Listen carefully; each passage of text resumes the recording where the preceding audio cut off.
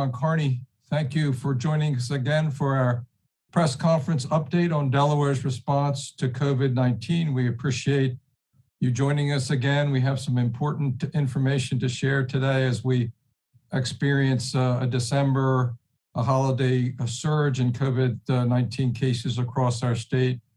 We're privileged today to have as part of our team leaders of two of our major hospitals in our state, Sharon Kervorst, who's the Chief Operating Officer of ChristianaCare. We appreciate Sharon's expertise and the knowledge that she brings to us today with respect to the situation at the ChristianaCare in the emergency room and in the hospital more generally. And we also have Dr. David Tam, who's the new, I guess not new anymore, CEO, President and CEO of Beebe Hospital in the lower part of our state. We appreciate both of them being part of our conversation today. It's important to note that we have, at one point during COVID response, we had weekly conversations with our hospital partners. They've been doing an amazing job treating patients, testing Delawareans, vaccinating Delawareans, and now dealing with this seasonal surge, if you will, in COVID-19 cases, mostly Delta cases. You hear a lot about Omicron. We won't talk a lot about that today, but I wanted everybody, I've invited the hospitals to join us to a press conference today because I want every Delawarean to know what our nurses, our first line healthcare providers are experiencing on a daily basis. I want them to understand the surge that we're experiencing and the stress that puts on our hospital resources. It's something that, as governor, I've looked at and focused on since the beginning, and we'll explain a little bit of how the situation that we are encountering now in December, just before the Christmas vacation and the new year, the surge we saw last year. We'll take you back to those numbers in a minute, the effect that that's having on our caregivers and the stress that that's putting on our hospitals.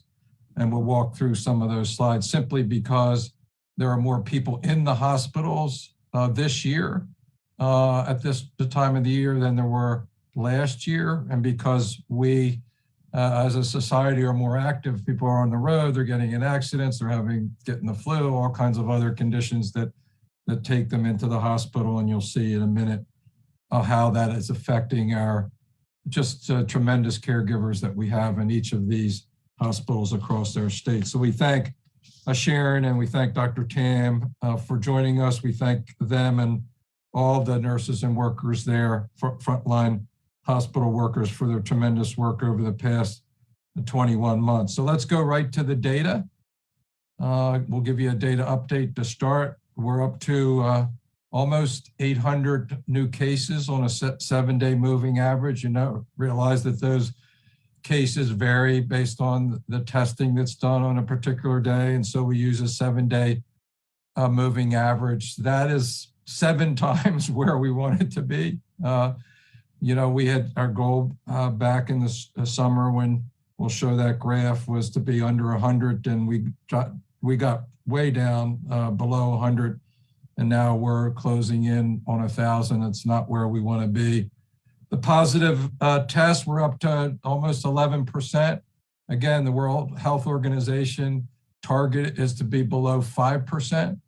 Some of that, again, and the reason we use the 7-day moving average is because the amount of testing does fluctuate on the day of the week and other conditions. And so it does tend to go up and down. But here's the number again that I've focused on over the last 21 months, and that is the number of people that are hospitalized, because Sharon and Dr. Tam and the people that work with and for them count those patients every day.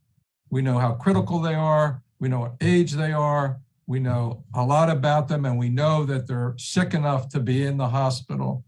And we only have so much hospital capacity, which is so that's a number it's very real. It's not dependent on tests.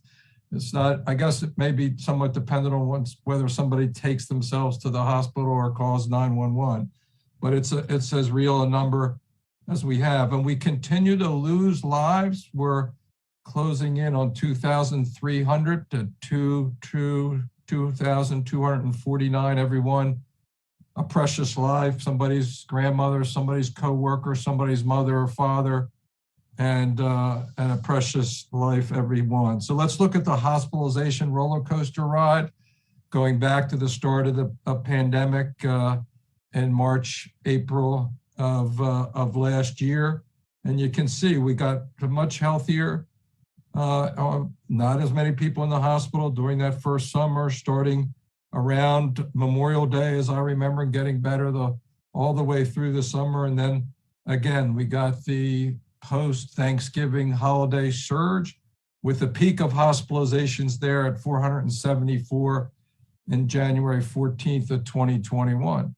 But remember, the hospitals at the time had cleaned out their census. They were very careful about managing who was in the hospital, no elective surgeries as I recall. And so they had plenty of space and frankly, they didn't want to have numbers like that, but they were able to handle it and handle it very well. Then we got healthier. The surge stopped, and as we went into the spring, things had dropped in a more of a manageable level. Another little bump up, and then we got really healthy during last summer. We hit a low of 14, only 14 people in hospitals on June the 26th. Had our fall surge as people went back to work. Remember, now we're getting people vaccinated. We did meet President Biden's goal of having 70% of adult Delawareans vaccinated by July the 4th, and we'll show those vaccination numbers where we are today.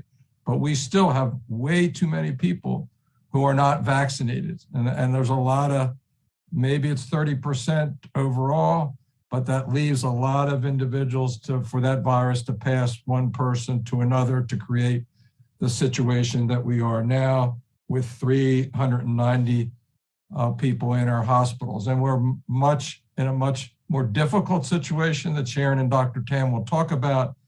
We're at 390 than we were back at 474. And that's the reason for having our friends at the press conference today. So here's a graph, and Sharon will talk about a little bit more in a minute, that shows as we're approaching 1,800 people in the hospital, and you can see that there are COVID-related patients and non-COVID related patients, and the majority are non-COVID related. But we know that the COVID cases are preventable if people get vaccinated, and Sharon will explain how that's affecting ChristianaCare, and Dr. Tam, the lower part of our state.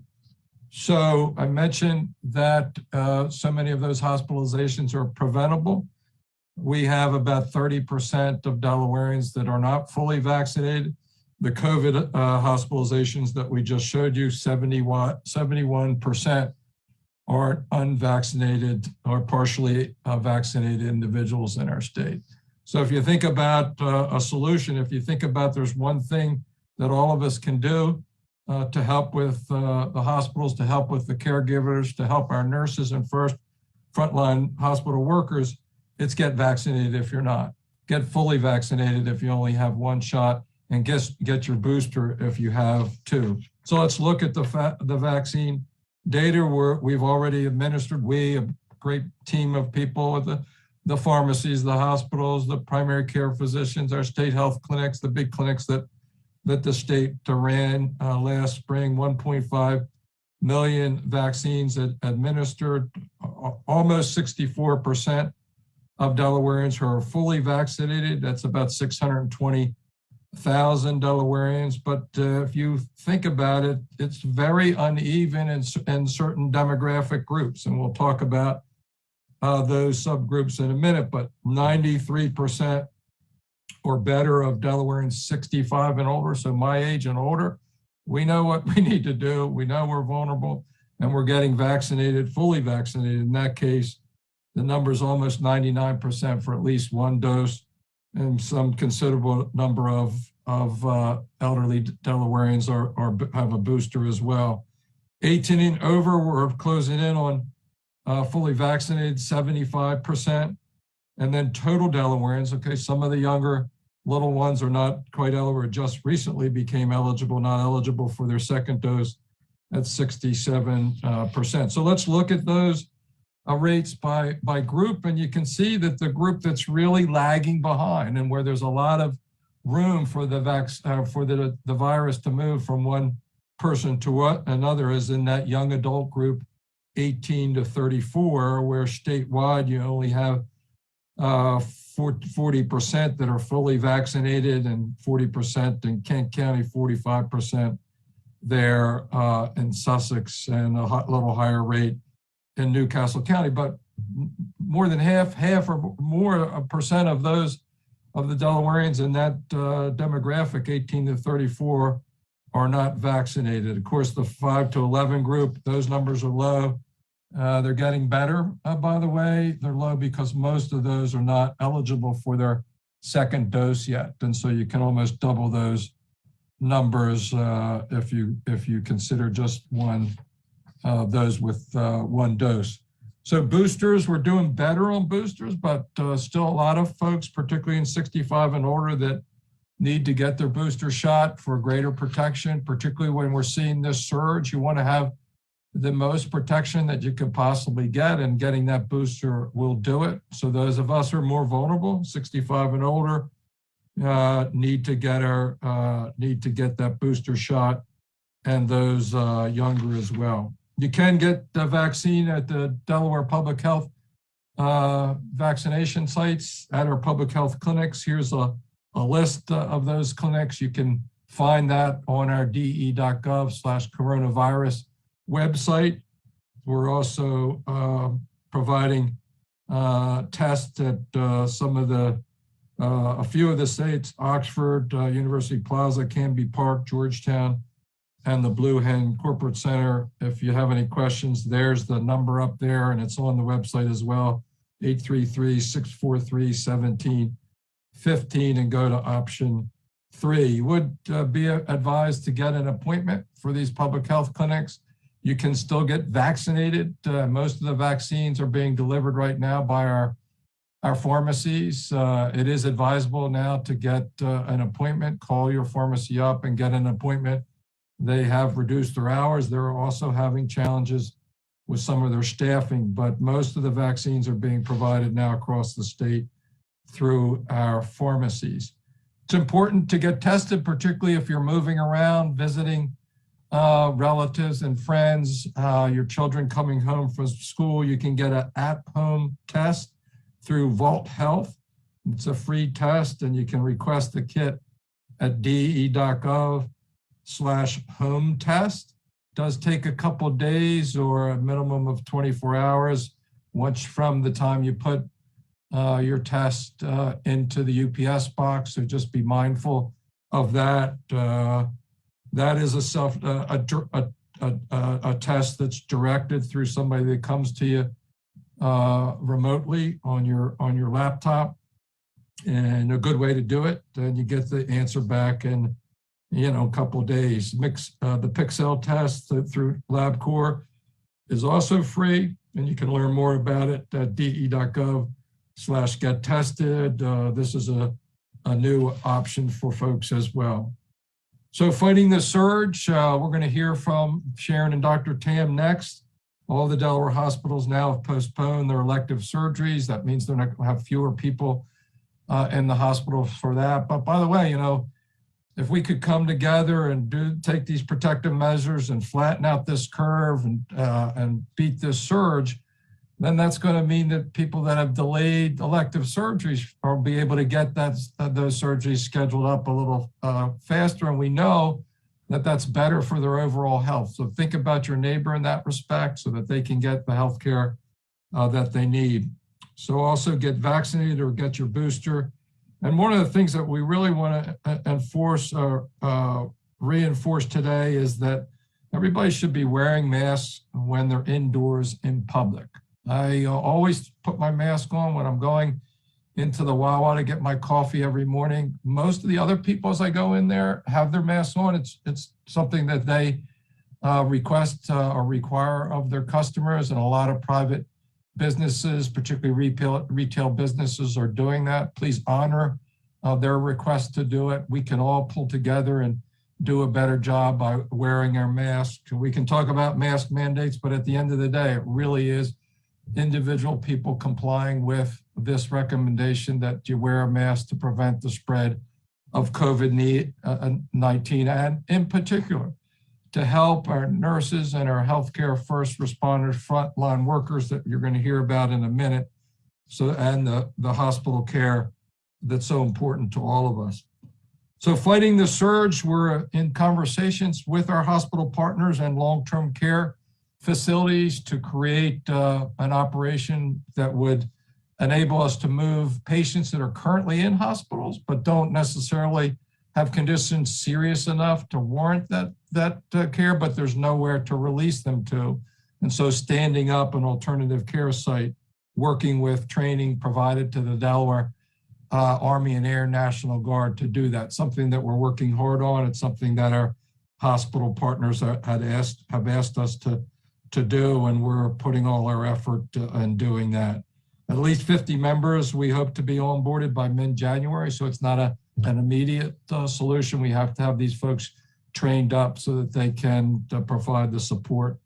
We're also doing additional contact tracing in schools, using CDC resources to support the contact tracing in schools, meaning when there's a positive case that's mostly coming from somebody from the outside, say an employee in the school or a child who's been exposed at home, making sure we're doing the contact tracing to take care of folks who also may have been exposed. And shifting community contact tracers to support more tracing in schools. One of my highest priorities, you remember going back to the summer and fall, was to get children into schools for in-person learning. I spent a day yesterday in Bancroft School and Warner School here in Wilmington, and in both cases saw how important it is to have children in school for face-to-face in-person instruction with their teachers. All the children had their masks on, the teachers had their masks on, they had good social distancing in the classrooms, and it's something that we really want to keep a focus on. We do have a test to say program ongoing so that students and faculty can get tested and return or stay there at work so they can continue the important work that they're doing. So thank you to our school nurses. This is a shout out to our school nurses for everything that they're doing. We know there's a lot of interaction now, particularly with the contact tracing with you as parents, with students. Please work with our school nurses and so that we can keep students and school personnel safe and free of COVID-19. If you need to get your COVID-19 vaccine, you can get it at information at de.gov/getmyvaccine. We have public health clinics. You have your local pharmacy where you can do that. Again, that's it for me in the data. I want to now turn the floor over to Sharon Kurvorst and Dr. David Tam. Sharon, as I said, is the Chief Operating Officer at ChristianaCare, doing a tremendous job over the last 21 months in managing and working with the physicians, the nurses, everybody providing care and being the point person for all of that. She's been a great partner for us in the Division of Public Health. And Sharon, we appreciate very much you joining us today. Governor, thank you so much for the opportunity for Dr. Tam and I both to be able to share what's going on in our hospitals today, and to you and your team for the tremendous partnership over the past 20 plus months as we've come together as Delawareans to really make sure our community gets the access to healthcare services that it needs. You showed the slide earlier, and if we could advance the slide, that would be terrific, of the Delaware hospitalizations over the past several months. And so you can see that the census is pretty significant in the hospitals across the state. Some of that is COVID, but there are a fair amount of folks who delayed care over the course of the past 22 months of the pandemic, who are now needing to be hospitalized for legitimate medical reasons. And that compounded by the amount of COVID patients that we are seeing today is really straining our healthcare system and resources, both at ChristianaCare, but also throughout the state. Our beds are full. We are running at frequently over 100% capacity, often around 110, 115% capacity in our hospitals. Our emergency departments are incredibly busy. They are very crowded. Patients are waiting longer than usual to receive care because of the volume of patients that are arriving. And as you mentioned, Governor, non-urgent procedures have had to be delayed or postponed because of the hospital census. Again, you can see on this slide, as a state, we are nearing 1,800 patients that are hospitalized. It's an incredibly high number. And that doesn't count patients in the emergency departments. Those are patients in admitted beds. So add to that another couple of hundred patients on any given day in our emergency departments, and you can see the strain on the system and the strain on our resources. Really, we need the community's help during this time. Our operations are seriously strained. Our beds are full, as I mentioned. There are patients receiving care in hallways because that is the only place that we have to put them in the emergency department right now. Our staffing is stretched, and we are juggling supply chain and equipment needs every day in order to ensure that we are providing care to patients. Our ability to continue to provide care is without a doubt threatened as the volumes continue to increase. And certainly there is concern post the holidays, not only for a potential spike in COVID, but we know we're entering flu season. And hospitalizations traditionally go up during flu season as well. Add to that, people are still having car accidents, strokes, heart attacks.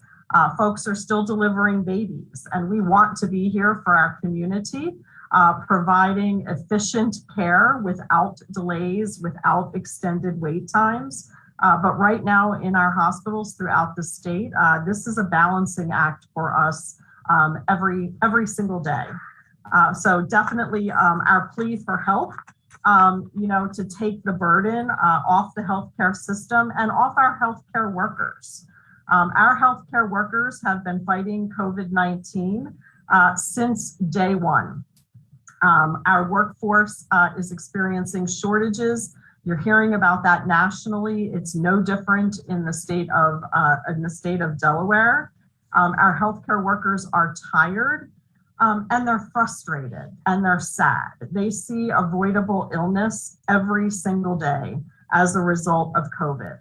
Much of it among those that are unvaccinated. And it is morally distressing for them to see folks who are sick who could be well with a simple preventative measure. So from a community standpoint, really asking that each and every Delawarean gets vaccinated. And if you've been fully vaccinated, that you get your booster as soon as you're able to do that. You heard Governor Carney talk about wearing a mask, even if you're vaccinated. And we know what works. We know what works to prevent the spread of COVID. It is hand washing. It is socially distancing. It is masking, and it is vaccination. If you're sick, we want you to get tested for COVID-19. We definitely want you to get your flu vaccination if you have not gotten your flu vaccine up to this point, encouraging you to do so. And we want you to spread the word. We want you to encourage your neighbors and your loved ones to take these same steps. It is through pulling together that we'll be able to move forward out of this pandemic, reduce hospitalizations, reduce the burden on the healthcare system, and most importantly, ensure that Delawareans are safe and healthy and well. again, can't say it enough. The booster works. It's really important. Adults 18 and over are eligible. There's a location right here on this slide that can share with you how to access a booster. But we really need help in managing the crisis in our hospitals. I am not typically a person who gets stressed or anxious, but I will tell you the situation is dire. We are juggling every day and need everybody to participate in helping us to reduce the healthcare burden throughout the state right now. Thank you very much, Sharon. Thank you for sharing and creating the sense of urgency that we have here. I got to tell you, listening to your stories about family members being called in to say goodbye to their loved ones who are stricken by COVID-19 is very, very disturbing. And certainly when you think about your nurses and other frontline healthcare workers who have to see that and experiencing that time and again, it's just hard to imagine. Dr. Tam, thanks for joining us again. Thank you for your leadership at the lower part of our state. We know you're relatively new here to Delaware, but it must seem like 10 or 20 years that you've been here since the whole time you came right in the midst of the COVID-19 surge last year. Thank you, Governor Carney, and good afternoon to everybody. I am David Tam, President and CEO of BB Healthcare, and let's go to the next slide. I want to reiterate that despite the pandemic, despite the surge, BB is open. Everything is open in terms of clinics, in terms of walk-in clinics, our surgery centers, and our hospitals, because we are the community health system here in Sussex County. We found some innovative ways to make sure that Sussex Countyans receive their care, everything from expanding our walk-in programs so people can get the care they need. We've, of course, recruited multiple physicians to open up new places, and we have vaccine and testing centers in 2 large of our community areas to ensure that we have a streamlined appointment for COVID vaccine and testing. And you can go online, go to bbhealthcare.org to get that information and to actually schedule a vaccine or testing or booster. And by the way, there are vaccines available today as well as tomorrow. So please make sure you do that. Next slide. We're extremely busy, as Sharon said, throughout the country. I've had friends in California, Seattle, Chicago, and they're all facing the same situation we are. We are not any different, as Sharon said. And, it's a partial thing because the number of COVID patients continue to rise. I think it's okay for me to say that we've doubled our COVID-19 inpatients since Thanksgiving. And a majority of those patients are unvaccinated, but some have been vaccinated just because they have comorbidities, they have other illnesses, they're sick. And other illnesses and urgent cases have not stopped. And that's one of the reasons why I don't necessarily talk about COVID patients versus non-COVID patients, because there's somebody who could have come into the hospital who's had a heart attack or a stroke and determined to be COVID positive. At the end of the day, all these patients are coming into the hospital critically ill, and that's causing that stress that Sharon and the governor mentioned. Next slide, please. So the increase in COVID cases has led to a delay in certain non-emergent elective surgeries. And I want to share that with you because, you keep hearing the term elective surgery, which in my mind, even as a doctor, is all about, well, that's plastic surgery or unnecessary surgery. Please know that this means that if you have emergency surgical needs, you get in, we take care of you. But if you have a surgery that is still necessary for your well-being, we now have to make a determination about whether we do that today, tomorrow, or in a week. That could be someone with really bad hip or knee disease who's hurting and now has to wait to get a hip or knee replacement, or somebody else who may have had to wait for a colonoscopy or some other thing that could impact their healthcare. So please know, this is something we look at every single day to make sure that we provide safe care. And healthcare workers have been doing this for the past 2 years, as Sharon said, and we continue to still take care of patients. I'm going to take a minute, though, and talk a little bit about what that means. I had to decide whether or not to wear my white coat because I'm a doctor, although at the end of the day, I'm pretty much not practicing. But I do wear this when I go round on the ICUs or in the ERs because it's part of my PPE as well as my glasses and my mask. I'll tell you, the other day, I saw a patient in the ICU, older, and his two kids came to me and asked, can we please go in and see dad because we understand he's going to die. And we had this rule about one visitor per patient, which we usually try and really stick to because we don't want patients coming in and getting sick or infecting others. But these two adult kids hadn't seen their dad. They came from other parts of Delmarva, and they had to get dressed up to go say goodbye to their dad. And that was actually heartbreaking for me as well as the nurses to see. It was what Sharon talked about moral distress. I can tell you that I've also seen in our monoclonal antibody infusion center, which is an outpatient treatment, which is important because if you are positive for COVID and you're in a risk group, you can get this treatment that can potentially reduce your risk for being admitted to the hospital. And I have to tell you that I rounded in one of those centers and I saw a young lady who was had other respiratory issues, who was pregnant. And she was getting a monoclonal antibody infusion. She was not vaccinated, for all kinds of reasons, but we took care of her. But you can see the stress and anxiety in her eyes as she had to now make a decision about what to do to get a vaccine, to get the monoclonal antibodies. It's not just, it was about what she wanted to do to make sure that she and her baby were okay. And then the last story I'll just tell you is, I've been rounding a lot in the emergency room. Our emergency rooms are full. There are waiting rooms that are full, as Sharon talked about, of the ChristianaCare. And, I will tell you that there are people who just are so sick and tired, patients as well as nurses and doctors. The last thing I'll say as I go to the next slide is that please know we're providing safe care. How do we provide safe care when things are critical? We slow things down. We make clinical decisions on what we should do now, what we should do later, and how to provide that care. What does that mean? It means that there are delays as we make decisions about how to take care of people in certain clinical situations. It's easier when there are open beds up and down in the hospital or across the state. But we are now at a point where we are committed, as all of us in healthcare, to providing safe care.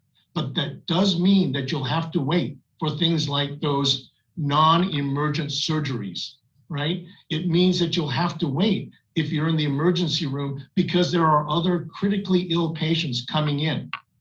I apologize for that, as I do when I round in the ER. But that's your guarantee, if you will, that you're going to get safe, quality care, because that's the decision-making going on in our health system. So we need your help to decrease this upward trend. Please continue to get vaccinated. And by the way, that's not just COVID, but also the flu vaccine. Get your booster, wear your mask. And then the last thing I'll say as I go, I believe, to my next slide, if I have a next slide, I don't know if I do, but again, get your vaccine. And then the last thing I'll say before I turn it back to the governor is this. We in healthcare are totally committed to providing quality healthcare for Delawareans during this crisis. It means that things slow down. However, please know that go get seen by your doctor if you feel sick. Make sure that you take your medicines. If you need emergency care, we are there for you. And the last thing I'll say is please be kind to our healthcare workers. They're here working. They'll be here on Christmas. I'll be here on Christmas. We'll be taking care of you as best as we can. But as Sharon said, we're tired. We need help. And the help you can give us is by taking care of yourselves. And then if you are in a situation where you're having to wait, be kind. I respectfully ask you to be nice, to be kind, be polite, because these guys are here to take care of you and do what it takes to provide safe, quality care for everybody in Delaware. And on that note, I want to thank every one of the heroes working at BB, at Christiana, at Bay Health, at Nanacoke, everywhere at St. Francis, at Nemours, because they have been doing this. You know, the last time I saw something like this was in combat, when people just after years and years, months and months of having to be on the front line are just tired, but they're continuing to do the work. And I just want to say thank you to everybody. And I know Sharon feels the same way, for all the work that you do. We have great respect for you. Thank you. And on behalf of BB Healthcare, please ask the public once again to recognize that by providing safe quality care, things will have to slow down as we move forward, but we will get through this. Governor Carney, back to you, sir. Thank you very much, Dr. Tam, and Sharon. Thank you for sharing your experience. And I'm going to put up, there are things that we all can do to thank our frontline healthcare workers, our nurses, our physicians, emergency care personnel, our hospitals, the people that work with and for Sharon and Dr. Tam. And here's a good list here that from Sharon's deck: get vaccinated and get your booster. So particularly if you're in that under-vaccinated demographic there, the young adults, wear a mask even if you're vaccinated in public places, and keep socially distanced. Be careful with your holiday gatherings. If you're coming and bringing folks around to dinner, maybe think about having a smaller crowd this year, a smaller group, and be very careful as people travel in and out of Delaware, as your relatives and all, make sure that they're vaccinated or getting tested so they have some idea. What we're seeing a lot of is a lot of asymptomatic spread. And so that's troublesome because the person who is infected may not know about it because he or she doesn't have a fever, isn't symptomatic. But if you do feel sick, get tested for COVID-19. We have lots of places to get tested. Get your flu vaccination. Most important of all, if you're not boosted, get boosted and you're eligible. Most adults are eligible, and encourage your neighbors and loved ones and others that you run into to do the same. I have found as I travel around, particularly if I go into a place and folks are wearing masks, then other people, they have masks in their pockets and they put them on. We should all be wearing masks when we're indoors, and it's going to help us. And one of the observations that our hospitals made last flu season, there wasn't much of one. And that was because lots of folks were masked up, and there wasn't as much spread as we would normally see. I know Dr. Tam in particular is very concerned about that, what that might mean for us as we get into the new year, into January, and any surge we get from the flu. So make sure you get your flu vaccine as well. So again, thank you to Dr. Tam and Sharon. Special thanks to their teams at all the hospitals across our state. And I know we have press that have joined us, and we look forward to your questions.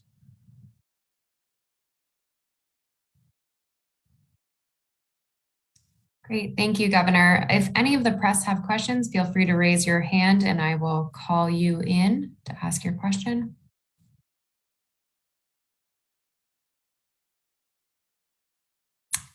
Governor, we have our first question will come from Tim Mastro from the Delaware State News.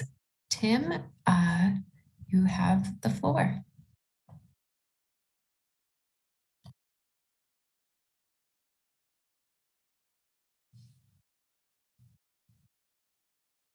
You might be muted, Tim.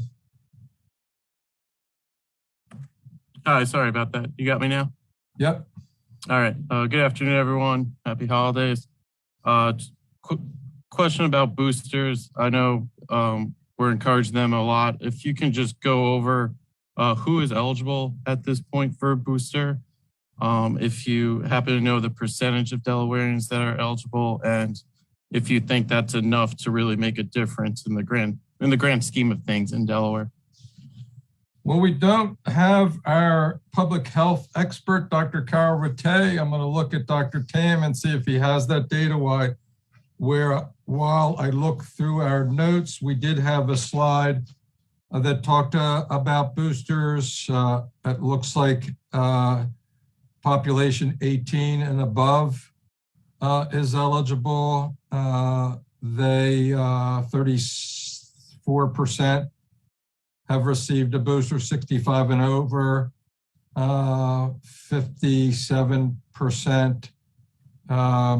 So we're making some progress there, but we'd like to be further along, particularly in the older group, which has been eligible for a longer period of time. Dr. Tam or Sharon, any thoughts there? So Governor, it's Sharon. Anyone age 18 and above is eligible for a booster as long as it's been 6 months since your second dose of either Pfizer or Moderna to receive those boosters. And Dr. Tam, correct me if I'm wrong, but I believe if you receive Johnson & Johnson, it's 2 months after your dose of Johnson & Johnson to receive a booster. Yeah, that's correct. And the 18 is also correct. And we know that because one of my kids got it as soon as he turned 18. Thank you.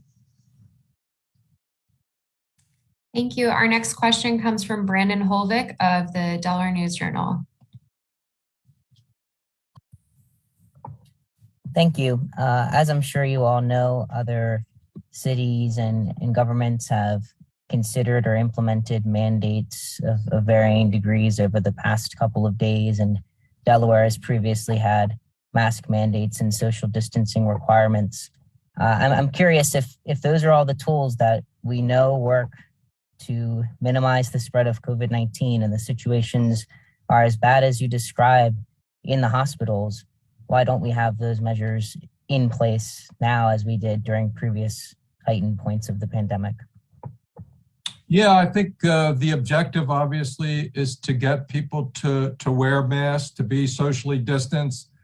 We currently don't have a state of emergency to that effect. That doesn't mean we couldn't put one in place, obviously.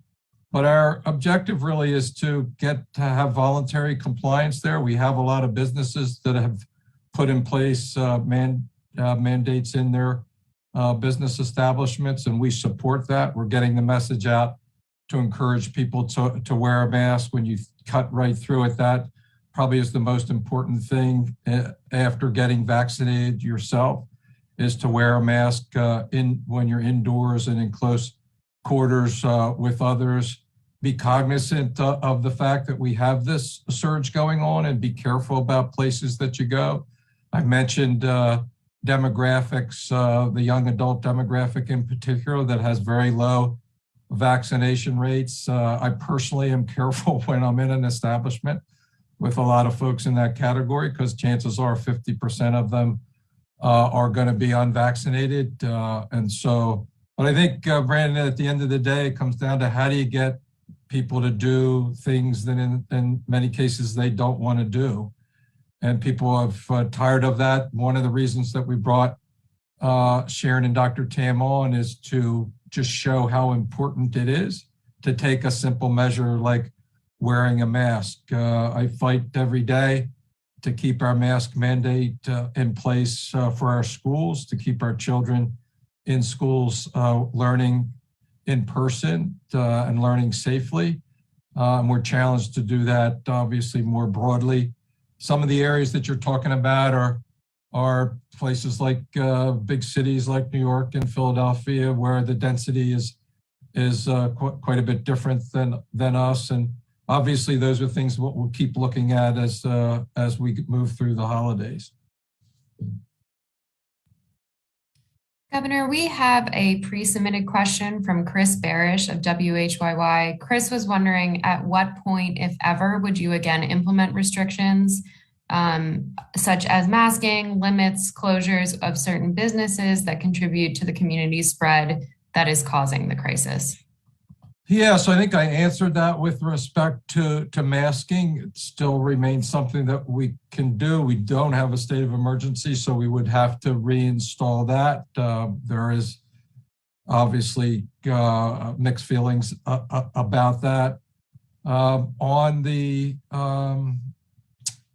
other side of it, we don't really have the tools with respect to closing businesses. If you remember, we got hundreds of millions of dollars from the federal government to support small businesses. So closing them down could be devastating to them. And so working on protective measures short of closing like that, I think is something that we'll look at first for sure, and monitor the situation. We should be in a way better place because we're limiting with the number and percentage of people that are vaccinated, the exposure that might otherwise be there. Obviously, that remains to be seen as we experience Omicron variant, which is not as present here as it is in other states, I'm told, but some uncertainty that comes at us through that. So fundamentally, it's about trying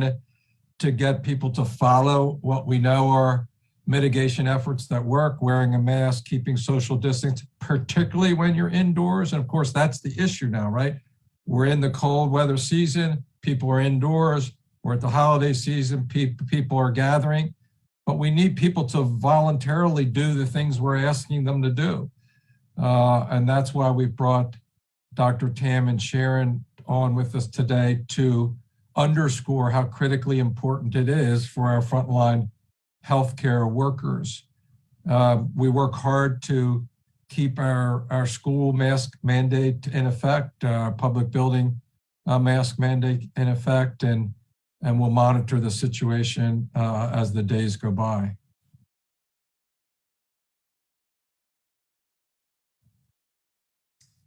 Governor, it looks like we have no additional questions from the press. All right, then. So again, we have if you could bring that slide back, the ChristianaCare slide with what we're asking folks to do.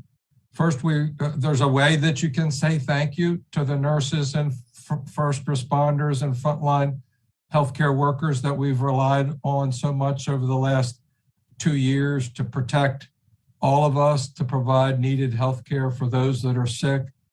And they're pretty simple. Get vaccinated. If you are fully vaccinated, get boosted. Those younger age groups are now eligible. Wear a mask even when you're vaccinated. We do have experienced some of those breakthrough cases. They tend to be milder, and so you may not know that you're COVID positive and spreading it to others because you've been vaccinated. Make sure you keep social distance. Really respect. I think Dr. Tam or Sharon both mentioned it's really a matter of respect for folks around us and our love and care for our family members and friends. If you feel sick, get tested. If you're moving into a different environment where you know you're going to be in close contact with others, get tested. Make sure you get your flu vaccine because we don't want to see a big flu surge as well as a COVID surge after the holidays. And encourage your neighbors and show your family and friends that this is what you're doing, and it'll make it easy for them to do it as well. So thank you all for joining us once again. Have a very happy holidays, Merry Christmas, a Happy New Year, and we look forward to seeing you next year. Be safe, get vaccinated, wear your mask, respect others, and say thank you to our healthcare workers by your actions. Thank you very much.